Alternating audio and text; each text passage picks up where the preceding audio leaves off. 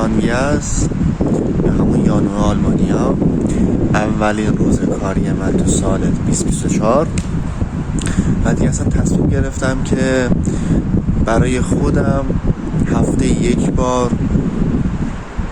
اون هدفی که دارم رو دنبال کنم و هفته یک بار یک ویدیو بذارم توی یوتیوب تا روند پیشرفتم و خودم ببینم چقدر شده، مقایسه کنم که توی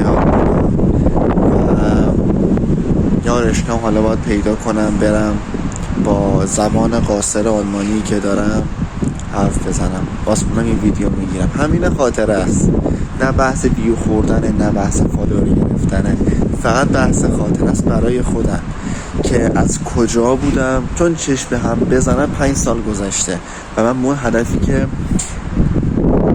میخواستم رسیدم، ولی دوست دارم توی این مسیر رو یه فیلم برداری کنم بذارم، چون توی گوشی اینا همش گم میشه، میزنن، خراب میشه، میپره، ولی یوتیوب که نمیپره.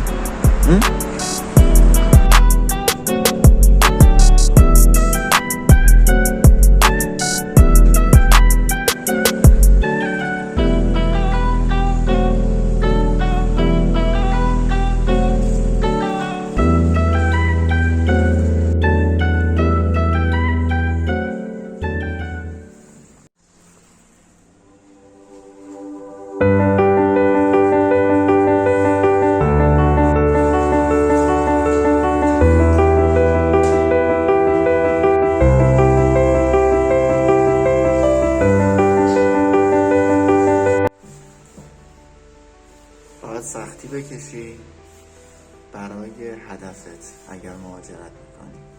اینم اول مهاجرت. حالا ویدیو ادامه داره.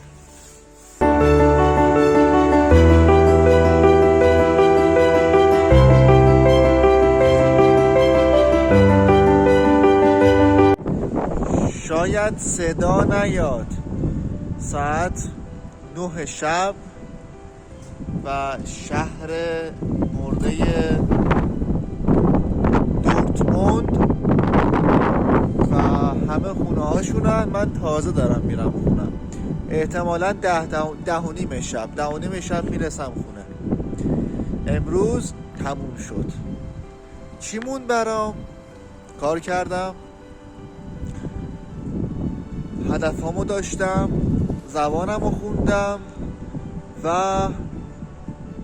هفته بعد باید توی زبانم پیشرفت کنم و به هدفم برسم. فداتون.